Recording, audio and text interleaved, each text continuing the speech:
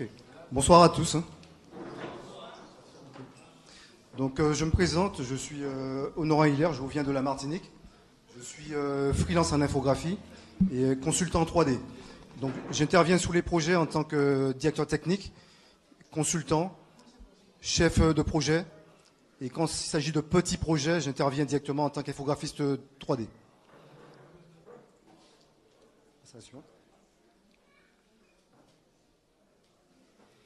Alors, dans un premier temps, je vais vous lancer une vidéo démonstration qui dure environ 4 minutes. On passera ensuite à une petite rubrique que j'ai nommée production, outils et personnel qui vous permettra de voir les différents outils qu'on utilise en infographie et également la notion de personnel pour voir un petit peu à quoi représente ce qu'est une équipe de production en 3D temps réel, en film et éventuellement, Muriel en a parlé, c'était le jeu vidéo. Et nous terminerons en fait par la présentation de 4 projets. Je passe à la suivante. Tu peux lancer.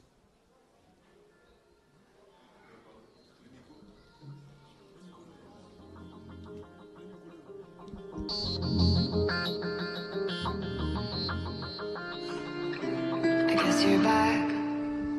Are you gonna tell me where you went? All the messages I sent with no reply. It's like that.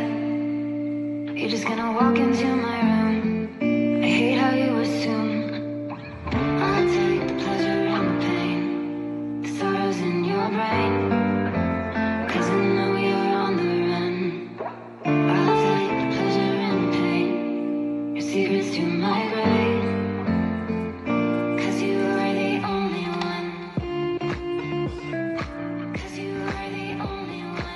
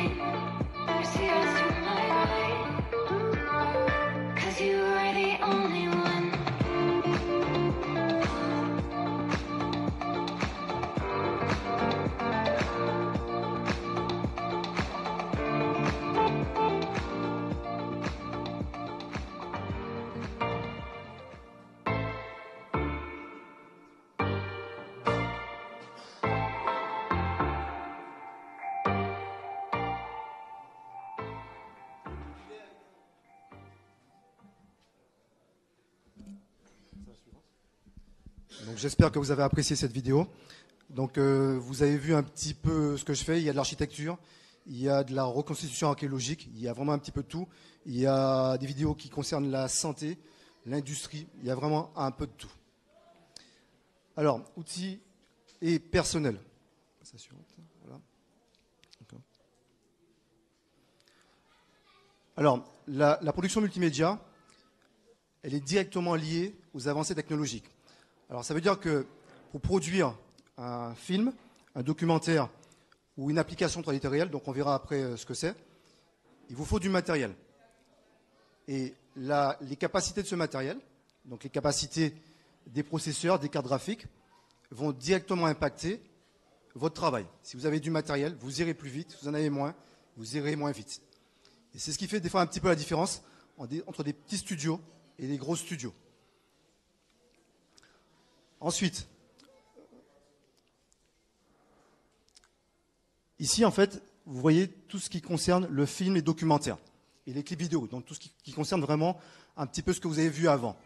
Mais quand vous voulez passer en 3D temps réel, donc dans des applications dans lesquelles vous allez vous balader, il vous faut quasiment tout ça, plus des outils de développement. Donc ces outils qui vont vous permettre en fait de programmer le fait que quelqu'un clique sur un bouton et qu'il se passe quelque chose.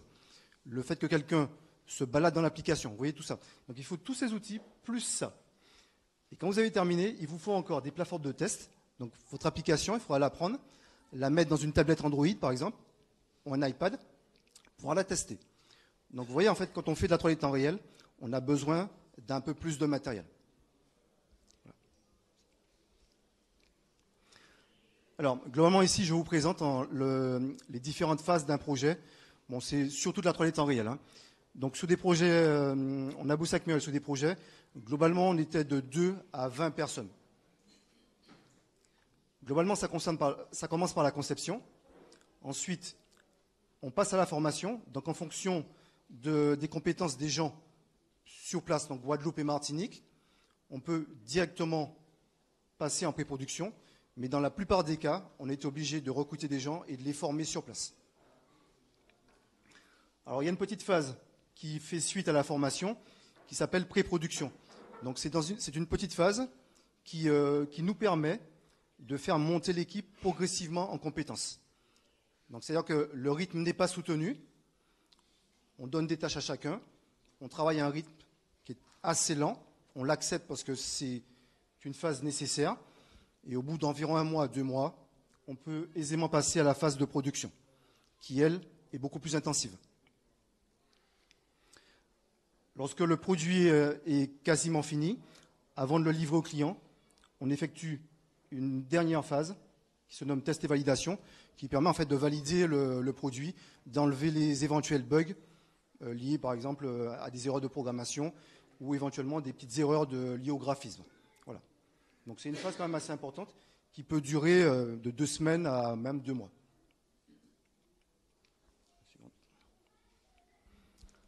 Alors, en fait, je vous ai rajouté cette petite rubrique pour, je vous l'ai déjà dit, en fait, c'est un rappel. C'est-à-dire qu'en 3D temps réel, on peut faire quasiment, on peut traiter tous les sujets qui sont traités dans le film. Donc, par exemple, si vous faites des documentaires sur la santé, des documentaires sur l'industrie, vous pouvez également utiliser la 3D temps réel pour en parler. Alors, les manipulations seront différentes parce qu'en 3D temps réel, la chance que vous avez par rapport au film, c'est l'interactivité. Vous pouvez cliquer sur quelque chose et vous avez un retour. Alors, en fonction des sujets, comme par exemple ceux que je vous ai mis en bas, donc voilà, communication, marketing, propagande, etc. Donc le contenu va différer. Mais dans la plupart des cas, il va toujours s'agir de pédagogie. Alors Muriel est la spécialiste, elle n'en a pas parlé, je crois. Voilà, c'est la spécialiste des serious games. Donc dans tous ces cas, donc, il s'agit de pédagogie. Le but en fait, ça va être d'apprendre à quelqu'un un outil, un secteur, une information quelconque, par le biais d'un jeu vidéo. Donc dans le cas d'apprentissage, on parle le plus souvent de serious game. C'est le terme qui qualifie ce type de produit. Donc globalement, c'est du jeu sérieux, dont le but en fait est d'apprendre quelque chose. Voilà. Alors un exemple tout simple, vous avez dû en voir certainement l'an passé, parce que cette année je ne suis pas certain qu'il y en ait eu. L'an passé, il y a pas mal de fabricants d'automobiles qui ont réalisé de petites maquettes qui vous permettaient de changer les couleurs d'une voiture, par exemple. et vous aviez également la possibilité de configurer les différents véhicules. Donc on peut associer ça un petit peu au Serious Game. Voilà. Et en même temps, vous pouviez commander votre véhicule. Alors, nous allons passer, donc à savoir en fait que tout ça, je peux revenir dessus en atelier. Donc si vous avez des questions très précises, je reviendrai dessus demain. Okay. Alors nous allons passer à la présentation de 4 projets. Donc le premier projet concerne la ville de Saint-Pierre en Martinique. Donc on a réalisé un prototype qui permet de voir la ville de Saint-Pierre avant 1902. Suivant. Le deuxième projet, donc c'est pas grave. On revient juste à la première. Donc le deuxième projet, en fait, c'est un projet qui concerne la modélisation de 5 villes de la Caraïbe. On verra juste après. Le troisième projet, c'est un moulin Val d'Or. Donc c'est un moulin qui est dans le sud de la Martinique. Donc il s'agit de reconstitution archéologique. Et le quatrième projet, c'est le port de Grand-Rivière.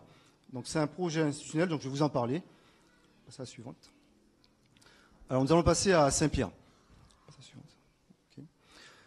Alors c'est un projet qu'Avanti, donc la société de Muriel, a financé sur fonds propres. Donc globalement, le but, en fait, c'était de réaliser la ville de Saint-Pierre avant la catastrophe du 8 mai 1902. Voilà. Alors, on pourrait se poser la question, mais quel est l'intérêt de réaliser une maquette aussi grande sur fonds propres? Alors, l'intérêt, c'est d'intéresser, en fait, les institutions. Donc, ça peut être celles qui concernent le tourisme, celles qui concernent l'éducation, ça peut être également le privé pour les films et documentaires. Et ça peut être également des investisseurs privés pour le jeu vidéo. Dans tous les cas, ce genre de maquette, ça sert à la préservation du patrimoine. Pourquoi? Parce qu'en fait, comme la majorité des bâtiments ont été rasés, ça nous permet en fait, aujourd'hui, en 2019, d'avoir une vue très concrète de ce qui a été démoli en 1902. Suivante. Alors, je vous l'ai dit, Avanti, donc la société de Muriel, a financé tout ce projet sur fonds propres. Alors, pour ce projet, nous avions un bon nombre en fait de cartes postales, un bon nombre de documents qui proviennent en fait d'états des lieux qui ont été réalisés dans les années 70, et également des plans d'époque. Donc, vous voyez la qualité, elle est très faible. Suivante.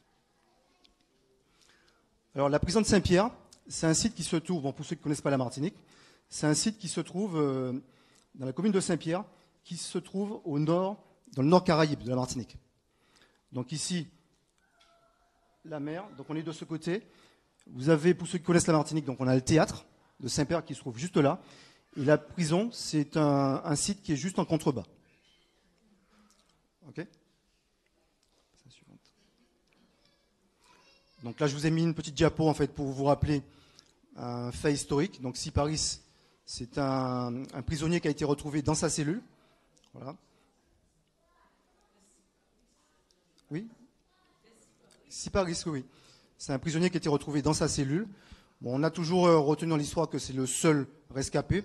Bon, il y en a bien d'autres. Donc on a cité également Léon Compère, mais il faut savoir une chose, c'est que à l'arrière de Saint-Pierre, certaines personnes ont pu s'échapper en montant par Font-Saint-Denis. Donc là, je vous ai montré. Donc on va faire un petit focus sur la prison. Donc je vous montre un petit peu les documents dont on dispose. Donc on a été sur place avec Muriel. On a fait quelques photos du site. Donc c'est un site assez accessible. Donc là, si vous voyez, c'est le site en l'état actuel. En 2019, il est comme ça. Suivante. Alors, on dispose de photos. Donc photos prises dans les années 70. C'est un document qui vient d'un état des lieux.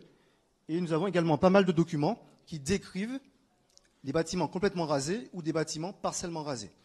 Donc quand on est infographiste 3D, on exploite tous ces documents pendant un certain temps, de manière à pouvoir passer, avant de passer en 3D. Alors ici, nous sommes en 3D. Donc le croquis que vous voyez, c'est celui qu'on a vu précédemment. Donc la première étape, en fait, quand on veut modéliser ce genre de bâtiment, mais on verra tout ça de manière précise demain, on réalise en fait la base des murs. Okay. Donc ici, ce que vous voyez, c'est ce qu'on appelle une extrusion. C'est-à-dire qu'on a une base qui est à plat, on extrude, ça qu'on fait monter. Voilà. Et pour chaque bâtiment, c'est le même principe. C'est la suivante. Là, ce que je vous ai montré, c'est la réalisation d'un 3. Dans rien de très compliqué, on réalise tout à plat. On réalise également le faîtage. Donc le faîtage, c'est la ligne qui sépare les deux versants. Voilà. Donc on réalise le faîtage. Et ensuite, on se contente simplement de récupérer cette ligne et on tire vers le haut. Et ça vous donne ça. Donc bien sûr, j'ai poursuivi la modélisation. Donc vous voyez des gouttières. Donc ici, je vous montre encore un autre exemple de manipulation dans un logiciel en 3D. Donc il faut imaginer qu'ici, vous avez un mur. Et ce que vous voulez faire, c'est réaliser une porte. Donc il vous faut un deuxième objet. Vous le positionnez correctement.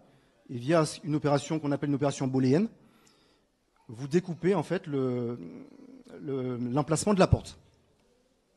Suivante. En poussant un petit peu, donc on arrive à avoir quelque chose de plus détaillé. Donc là, ce que vous voyez en fait comme phase, c'est une phase qui est essentielle dans le monde de la 3D temps réel, même dans le jeu vidéo. C'est une phase en fait qui parle d'optimisation. C'est-à-dire qu'on réalise un objet.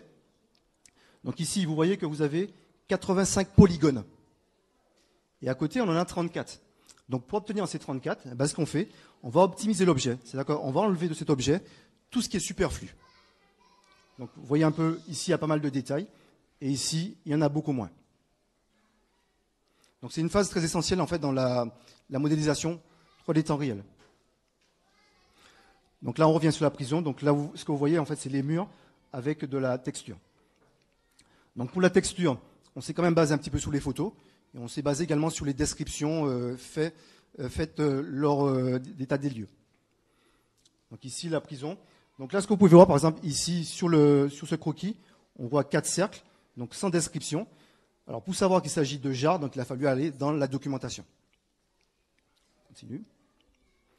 Donc encore quelques vues de la prison. Continue. Voilà.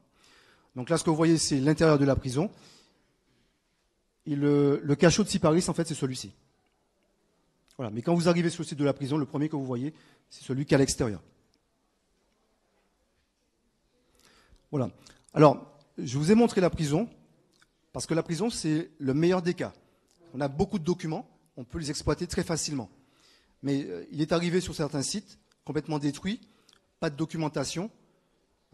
C'est simple, le peu qu'on a, on va se référer par exemple à un personnage. Donc ici, on va se dire, par exemple, cette dame, elle fait 1m70, et on va estimer la hauteur de la porte.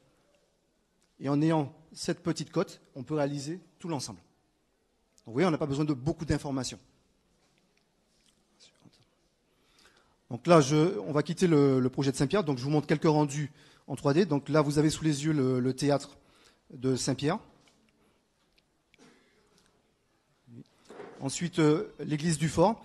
Alors, j'ai pas accompagné le PowerPoint de photos de l'église du Fort, mais il faut savoir que c'est un bâtiment, quand vous allez à Saint-Pierre, les blocs de pierre sont vraiment par terre. Ce sont des ruines, mais vraiment des ruines. Donc c'est-à-dire que le bâtiment serait vraiment méconnaissable par rapport à ce que vous voyez ici. Donc là, je vous ai mis quelques rendus en perspective de la ville de Saint-Pierre. Donc il faut bien comprendre qu'en fait, c'est un prototype. Donc notre but en concevant ce type de maquette, c'est de donner envie aux élus, aux privés, d'aller plus loin. Donc on ne les fait pas avec une extrême précision. On essaye de mettre en valeur les bâtiments remarquables et on fait une certaine concession sur, par exemple, les largeurs de route, etc. Voilà. Ça nous permet d'aller plus vite.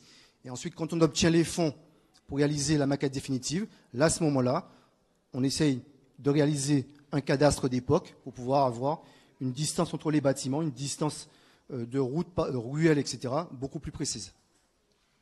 On continue. Donc le quartier du mouillage. Donc ici, vous avez un bâtiment qui est classé monument historique, donc c'est le Figuier. Et juste au-dessus, vous avez une batterie militaire, la batterie d'Esnoz. Voilà, donc ici, on est au quartier du centre. Donc le quartier du centre, donc ça, c'est la place Bertin. Si vous allez à Saint-Pierre, vous la verrez encore, pas dans cet état-là, mais vous la verrez. Et il y a un projet en fait de remise en place d'une fontaine qui se trouve au bout, qui s'appelait à l'époque la fontaine Agnès. Alors ce petit bâtiment, par contre, donc la maison de la Bourse, a été reconstitué à l'identique. Donc si vous allez à Saint-Pierre un jour, vous verrez ce bâtiment. Voilà. Et une autre vue en fait du quartier des centres avec une église, parce qu'il y avait quand même pas mal d'églises à Saint-Pierre à cette époque. Donc l'église du centre, avec l'évêché. Alors si un jour vous allez à Saint-Pierre, n'hésitez pas à longer cette église. Et vous avez un petit portail juste à l'arrière. Et vous verrez en fait quelques ruines au niveau de l'évêché. Donc c'est très, très, très discret. Mais quand on le sait, bon, c'est pas raté parce que vous avez du carrelage d'époque. Donc n'hésitez pas à y aller. La suivante. Alors, attends, on revient juste. Voilà. Alors ici, en fait, encore 2 sites classés monuments historiques. Donc la maison du génie et la maison coloniale de santé. Donc c'est des bâtiments en fait que vous retrouvez en longeant le canal de la Roxelane, un cours d'eau en fait qui coupe Saint-Pierre en 2. Alors on va passer à un gros projet qui s'appelle AC3D. Voilà. Donc c'est un projet en fait qui concerne la modélisation de 5 villes de la Caraïbe. Donc Fort-de-France, Pointe-à-Pitre, Pétionville, Saint-Domingue et Port-of-Spain. Alors, à l'origine, on devait modéliser Port-au-Prince. Alors, il faut imaginer que ce travail a été fait juste après la catastrophe d'Haïti en 2010. Alors, Muriel avait été sur place, constatant que Port-au-Prince avait été fortement impacté, avec la difficulté de prendre des photos, etc. On a préféré se rabattre en fait sur Pétionville. Alors, même principe que pour les autres projets. Ici, on pourrait se dire, mais quel est l'intérêt des financeurs caribéens de souhaiter un tel projet? Donc, il y a des programmes de recherche qui peuvent découler de ces maquettes. Il y a également la formation. On peut commercialiser ces maquettes, parce qu'on peut y mettre de l'interactivité, on peut y mettre de la publicité, on peut y mettre quand même pas mal de données. Donc, il y a cette notion de préservation du patrimoine, parce qu'en fait, quand un bâtiment est détruit, le fait qu'il ait été modélisé en 3D, ça permet d'avoir une idée de comment il était. Ensuite, on pourrait dire les secteurs concernés. Donc, il y a le tourisme, l'éducation, également le jeu vidéo. Et je vous ai écrit base de données techniques pour les institutions. C'est-à-dire que toutes les bases de données qui existent, de la mairie par exemple, je prends l'exemple simple. Si vous avez une ville qui est fortement numérique et que toutes les bouches d'égout de cette mairie, de cette ville sont repérées sur une base de données, nous pouvons prendre cette donnée et l'intégrer à notre ville virtuelle. Donc la ville virtuelle est réalisée de manière très précise. Donc quand vous faites 1 mètre dans la réalité, dans le virtuel, vous faites également 1 mètre. Okay. Alors, de quoi avons-nous besoin pour pouvoir travailler? Nous avons besoin du cadastre, dans le meilleur des cas. Nous avons besoin de toutes sortes de plans, de projets en cours d'élaboration, et bien sûr de beaucoup de photos. Alors, ce que vous avez ici, c'est le cadastre de la Guadeloupe. Donc, je vous ai fait un zoom dessus. De Pointe-à-Pitre, voilà. Donc, je vous ai fait un zoom dessus. Alors, en bleu, ce que vous avez, c'est tout le bâtiment que nous avons réalisé en priorité. Alors, il y a une autre zone qui a été réalisée, donc les blocs 21 et 25. Donc, ces blocs ne sont pas présents dans les maquettes que je vais vous montrer, mais ils ont été modélisés. Alors, cette notion de bloc, en fait, elle est importante, très importante. Elle est importante, en fait, pour la partie conception, donc la partie préparation du projet, parce qu'en fait, toutes les photos qui vont être réalisées par la suite vont être classées par bloc, ce qui permet, en fait, facilement de savoir de quel bloc il s'agit. Parce qu'en fait, ce qu'il faut se dire, c'est que tout ce projet, par exemple, représente des milliers de photos. Donc, quand je travaille, par exemple, sur cette rue, je sais que cette rue concerne le bloc 5 et le bloc 17. Pas plus compliqué que ça. Et ce plan, les infographistes 3D, donc ceux qui vont modéliser les objets, vont l'utiliser. Les photographes qui vont sur le terrain auront une idée plus ou moins du travail à faire. Les directeurs de projet, les chefs de projet, les développeurs, quasiment tout le monde va bosser à partir de ce projet. On continue. Alors, je vais faire un petit focus sur Pétionville. Pétionville, c'est le pire des cas. Donc là, je vous ai dit, dans le meilleur des cas, on a le cadastre et autres. À Pétionville, on n'avait rien de tout ça. À Pétionville, on avait un plan avec des coupes de niveau plaquées. Et l'équidistance des coupes de niveau. Et comme ce que je vous dis, c'est postérieur à la catastrophe, on avait des dalles aériennes qui nous montrent certains bâtiments détruits. Et tout ce que vous voyez en bleu, ce sont des trolls de tente. De gens sur une place. Si, c'est Pétionville. Non, c'est Pétionville. C'est la place de Pétionville, avec l'église à côté. Nous poursuivons. Okay. Donc là, ce que vous voyez, en fait, c'est quelques images de Port-au-Prince. Je vous ai fait une petite synthèse, en fait, des statistiques de l'époque, qui proviennent en fait de la protection civile haïtienne. Donc il faut quand même noter 222 000 Haïtiens tués, ce qui est énorme. Ce que vous voyez ici, en fait, c'est le travail de reconstitution des courbes de niveau. Alors, n'ayant pas de document numérique, alors en infographie, qu'est-ce qu'on est obligé de faire? Eh bien, on est obligé de faire ce travail. Donc, à partir du travail 2D, donc de la carte à plat, avec toutes les données dessus, on a refait toutes les courbes de niveau. Donc, ces courbes de niveau nous permettent de faire quoi? Dans un premier temps, de réaliser tout ce qui est route et tout ce qui est trottoir, les ronds-points. On fait tout ça en priorité. Et ensuite, on passe au placement des différentes parcelles et des différents bâtiments. Donc là, ce que vous voyez, c'est le résultat final de Pétionville. Alors, je vous ai parlé de photos nécessaires pour la modélisation et la mise en texture des bâtiments. Donc là, ce que vous voyez, en fait, c'est un ensemble de photos qui vont être utilisées, d'une part, pour définir la parcelle, donc la limite gauche et la limite droite de la parcelle de ce propriétaire. Mais toutes ces photos vont permettre également de réaliser les textures du bâtiment. Alors parfois, elles permettent de réaliser directement la texture, et dans d'autres cas, on se contente d'utiliser d'autres textures qui sont déjà présentes dans notre projet. Par exemple, si nous avons du jaune dans le projet, on va utiliser du jaune. On ne va pas s'amuser à découper cette partie. Donc en fait, on essaie d'avoir une maquette très optimisée. Donc là, ce que vous voyez, c'est une mise à plat en fait, des photos successives d'une rue. Donc, à quoi ça sert? Je vais vous en parler juste après. Juste en bas, vous avez un repérage que Muriel a fait en Haïti. Donc, ça permet de faire quoi? Ça permet. Donc, il faut se rappeler qu'on n'a pas de cadastre. Donc, ça permet en fait de voir les différentes parcelles qu'elle a notées sur le terrain. Ensuite, toutes les informations qui sont manquantes, on va les avoir en regardant les photos.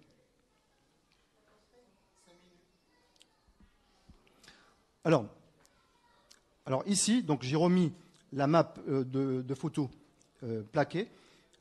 Ensuite, quand on passe en 3D, on reprend cette photo, on la plaque, on arrive à délimiter les différentes parcelles. On continue. Et à ce moment, vu qu'on connaît les limites gauche et les limites droites de chaque parcelle, on peut passer en 3D et on reproduit le même principe.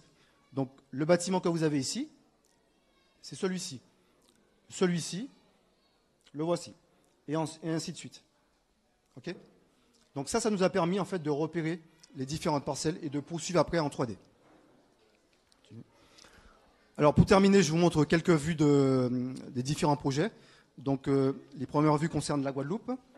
Donc je vous ai dit tous ces bâtiments ont été faits, mais on n'a pas eu le temps de les placer. Vous avez également le centre Saint-Jean-de-Fers qui a été fait. Le marché de la Darse a été fait. Voilà. Donc la place de la Victoire. On continue. Donc là on est passé à Fort-de-France. Donc, je vous ai mis la tour de la Pointe-Simon pour vous repérer. On continue. Donc, Fort-de-France, c'est une ville en fait qui s'étale sur 800 mètres sur 600 mètres. Donc, en fait, c'est très petit. Donc, on ne s'est pas gêné en fait de réaliser l'intégralité du cœur de la ville. Voilà. Alors, ça, c'est l'exemple typique de projets qui n'ont pas encore été réalisés, mais qui sont déjà maquettés. Donc, comme on a eu les plans, on a pu les réaliser et les intégrer à notre ville virtuelle. Là, nous sommes passés à Port-of-Spain. Continue. Voilà, avec la maison rouge sur le fond. Continue. Continue. Donc ici, Port-of-Spain, Santo Domingo de la République dominicaine. Donc à chaque fois, ce qu'on essaye de faire, c'est de réaliser, mais en fait pour des petites maquettes, de réaliser une maquette qui tourne autour d'un axe principal. Donc, par exemple, la première cathédrale du Nouveau Monde, qui date du XVIe siècle. Suivant.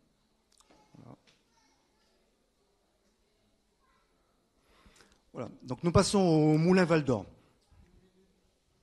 Voilà. Le Moulin Val d'Or, en fait, c'est un projet, contrairement aux autres projets, qui dispose de toutes ces données.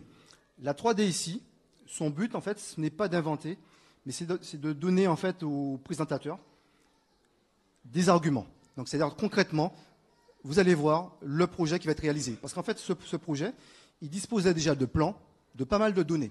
Il est déjà budgété. Il n'y a pas de discussion, en fait, sur sa réalisation. On sait qu'on va le réaliser. Et la seule chose que la KSM, en fait, qui est le financeur, donc c'est la communauté d'agglomération du sud de la Martinique, souhaitait simplement une vue en 3D et un site web pour que le présentateur puisse présenter l'intégralité des documents et également des rendus en 3D. On poursuit. Donc ça, c'est ce que vous aviez il y a quelques années en fait à Sainte-Anne. Continue. Continue. Voilà. Donc là, je vous parle en fait, là c'est le site web qu'on a réalisé avec les rendus intégrés au site web. Voilà. Continue. Voilà. Et voilà, donc là vous voyez la maquette qu'on a réalisée du site. Donc le moulin et une rue qui mène à un rond-point qui donne sur la rue de Sainte-Anne. Continue. Alors il faut savoir une chose, c'est que ce moulin, c'est le seul moulin de la Caraïbe. Donc c'est un moulin à bœufs et à étage. Donc c'est le seul moulin fonctionnel dans la Caraïbe. Donc il y en a d'autres qui ont été réhabilités, mais qui ne sont pas forcément fonctionnels.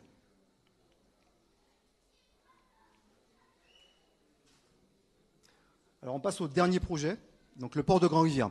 Alors Grand-Rivière, c'est une commune qui est à l'extrémité nord de la Martinique, donc tout en haut, voilà, qui est fortement balayée par la houle et les très grosses vagues. Alors le but de la connectivité de Martinique était en fait de permettre aux pêcheurs de sortir de cette baie qui était un petit peu dangereuse plus aisément. Alors pour ce projet, bon, comme c'est des projets budgétés, il y a beaucoup de documents. Donc des plans, des coupes. De ce côté-là, je veux dire, on est très bien servi. Voilà. Alors, notre but en fait de ce projet, bon, tu veux passer à la suivante. Notre but dans ce projet, en fait, c'était de montrer le futur port. Donc, la collectivité a défini 3 phases. Donc, une première dans laquelle nous réalisions le futur port et qui conditionnait la réalisation des deux autres phases. Alors, le vote a été favorable. Ça nous a permis de passer directement à la 2 et à la 3. Donc, la 1, réalisation du futur port, de manière à montrer aux élus l'emprise au sol du site. Il y a eu un vote, c'est Muriel qui a fait la présentation, à Grand-Rivière, voilà. Il y a eu... Ça va être difficile. Voilà. Alors, il y a eu un vote qui a été favorable. Nous avons bossé ensuite sur l'ancien port et ensuite sur une maquette du site web. C'est la suivante. Donc, cette maquette du site web, c'est la suivante. Encore. Voilà. Cette maquette du site web, en fait, en temps réel, elle vous affichait les données de 4 webcams. Donc, par exemple, depuis Paris, vous pouviez voir l'évolution des travaux en direct. Et dans ces maquettes, en fait, dans ce site web, on avait incorporé également les 2 maquettes virtuelles. Voilà. Bon, je vous les montrerai juste après si on a un petit peu de temps, ou sinon en atelier demain. Alors qu'ici, on revient juste avant. Voilà. Alors ici, ce que vous voyez, en fait, c'est l'ancien port de Grand-Rivière. Voilà. Et il suffit d'observer ça pour voir un petit peu la force de la houle. Donc je vous ai mis quelques photos des travaux en cours.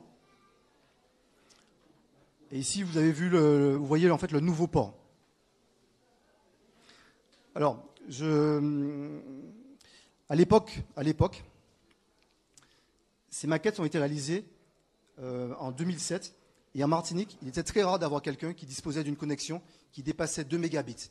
Donc du coup, on a dû faire des maquettes très compressées, autant au niveau des objets en 3D, au niveau des textures, et même au niveau du code. Donc globalement, toutes les maquettes, pour ceux qui se rappellent encore des disquettes, les 2 maquettes tiennent sur une disquette. Donc actuellement, on est capable de faire des maquettes beaucoup plus lourdes, qui se chargent beaucoup plus rapidement et qui auront une qualité beaucoup nettement supérieure. Continue. Donc, je ne sais pas si j'ai le temps de montrer au moins une maquette. Juste une maquette. C'est bon ? Juste une maquette. Ok. Alors, clique sur la première, tout en haut.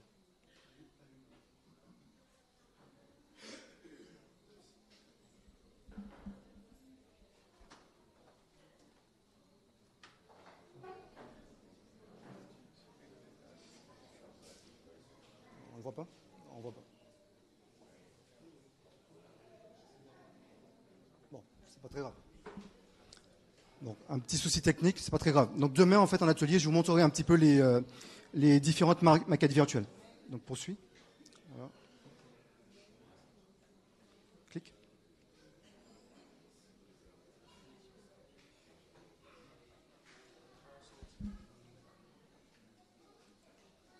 Voilà, c'est bon.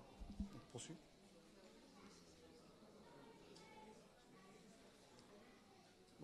cliquer, voilà. Ok. Donc je reviendrai demain sans aucun problème sur toutes ces rubriques. Je vous remercie.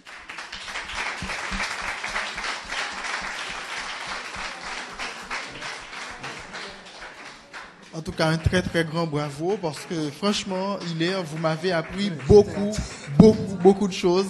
Entre autres, vous m'avez également appris que le virtuel peut être réel parce que dans la réalité, si on a 1 mètre, dans le virtuel, on doit avoir également 1 mètre. Donc, on n'a pas le temps de commenter l'intervention qui était on ne peut plus intéressante, qui touchait du concret sur les villes.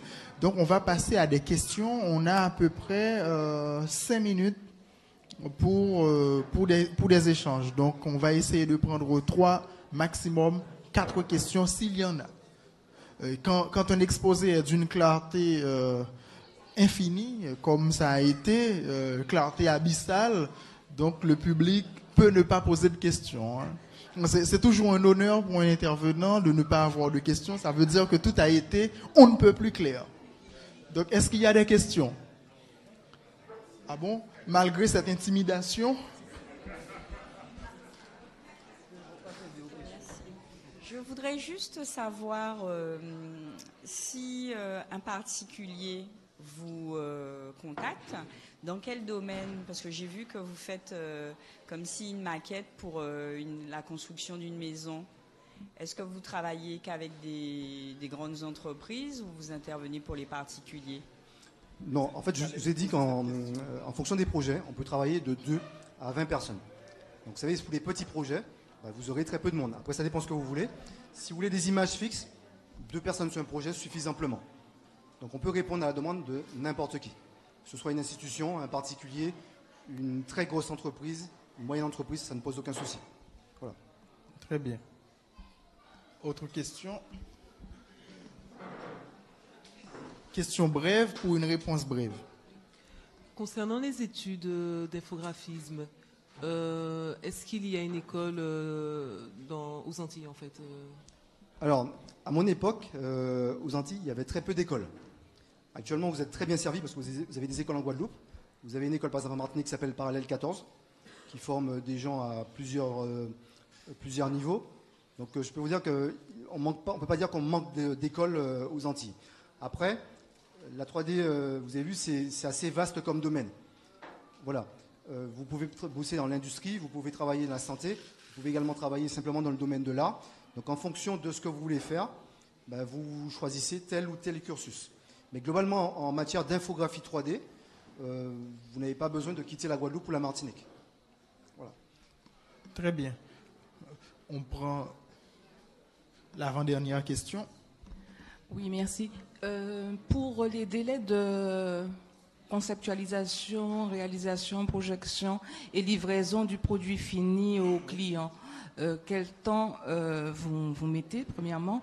Et concernant les jeux vidéo, quel est votre retour de rentabilité? Alors, c'est une question aussi qui se pose. Voilà. Alors, le délai est lié directement à la structure du projet. Alors, pour vous donner une idée, par exemple, AC3D, donc le projet de réalisation de ville virtuelle, ça a pris 4 mois en conception. Voilà, durant donc ce délai, donc on recherche les photos, on recherche les documents, on se cale entre directeur de projet, directeur technique et tout ce qui est expert en développement, on se cale sur la méthode et sur tout ce qui est procédure. Donc, comment on va faire, quand est-ce qu'on va le faire, on se cale également sur la nomenclature, les différents noms qu'on va utiliser pour les objets, sur les textures. Il y a pas mal de données. Voilà. Alors, le retour, Muriel va vous en parler peut-être demain, je pense. Non? Si vous passez demain, très bien. Je pense. Non? Bon. Voilà.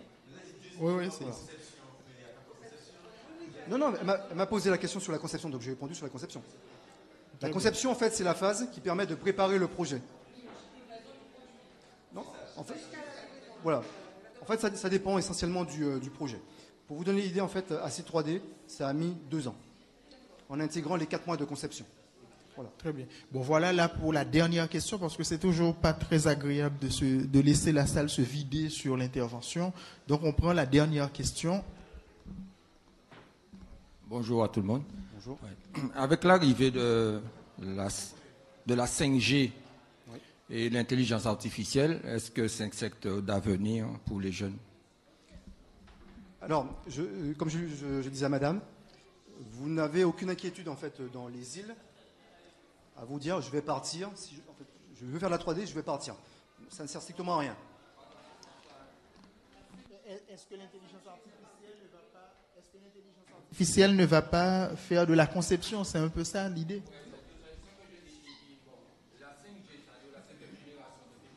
Oui.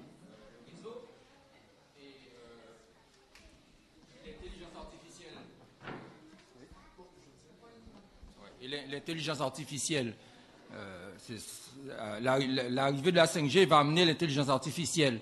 Donc, ce que je voulais dire, est-ce que le métier que vous faites a de l'avenir? Est-ce que vous n'êtes pas menacé par les robots? Voilà. Ok. Bon, je vais répondre à votre question par rapport en fait à d'autres sociétés qui font également des villes virtuelles. Je prends l'exemple simple. Avec Muriel, quand on a commencé les villes virtuelles, il y avait d'autres sociétés qui les faisaient. Donc, elles avaient chacune leur méthode. Pour vous donner une idée, par exemple, Google a des véhicules qui traversent les rues, qui prennent des photos. Vous avez d'autres sociétés qui ont des drones, des hélicoptères, qui scannent les bâtiments et qui vous sortent un gros fichier. Ensuite, vous avez d'autres logiciels qui essaient d'optimiser. Mais globalement, si vous voulez avoir, parce que nous, notre but, ce n'est pas de réaliser des maquettes pour montrer de belles images.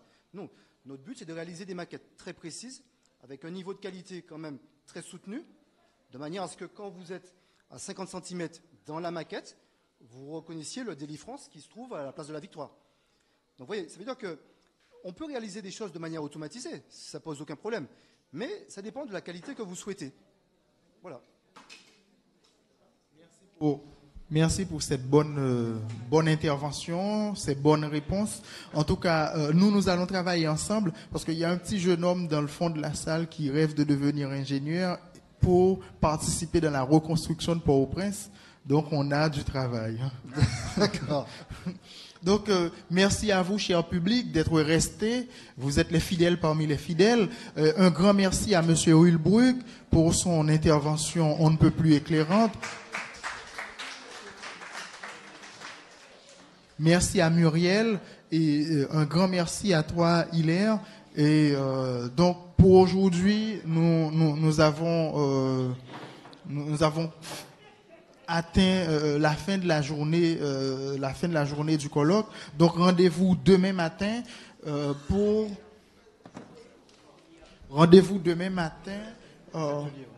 les ateliers. On commence à 9h. Ici à la Maison Coloniale. Donc, merci et rendez-vous pris pour demain matin où vous allez encore apprendre beaucoup plus de choses. Merci et je ne sais pas si Anidja a quelque chose à rajouter. Je voulais juste vous dire merci d'être resté aussi tard. Merci d'avoir aussi écouté les intervenants aussi brillants. Et surtout, merci à ceux qui nous ont regardés sur Anti-Média. Donc, rendez-vous demain dès 9h ici pour tout le monde et pour aussi ceux qui nous regardent sur Internet, sur Anti-Média. Voilà. Merci à vous et merci à vous tous. Merci encore une fois. On a rattrapé un peu de temps. Et on a bien sûr rattrapé un peu de temps. Merci.